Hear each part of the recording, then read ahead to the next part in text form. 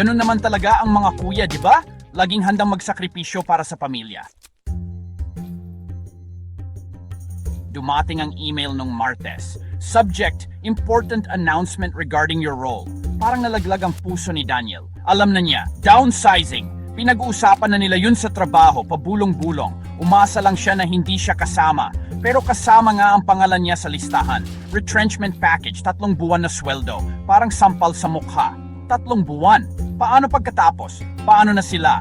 Parang sinakal siya ng kaba. Umuwi siya. Mabigat ang email sa bulsa niya. Sinabi niya sa mga magulang niya. Umiling lang si tatay, nagbulong-bulong tungkol sa mahal na piyesa ng jeep. Si nanay, umiyak. Hindi para sa kanya na-realize niya, kundi para sa sitwasyon nila. Sino na ang magbibigay ng pangangailangan nila? Parang panaginip ang mga sumunod na linggo. Apply dito, reject doon. Paubos na ang pera. Walang kasiguraduhan ng kinabukasan. Ang bawat araw ay tila isang pakikibaka, isang laban na walang kasiguruhan ng tagumpay. Parang ang layo ng dati nilang simple pero masayang buhay. Dudami ang away. Mainit ang mga ulo. Ang dating tahimik na tahanan ay napuno ng sigawan at tampuhan. Ang bawat isa ay may sariling hinanakit.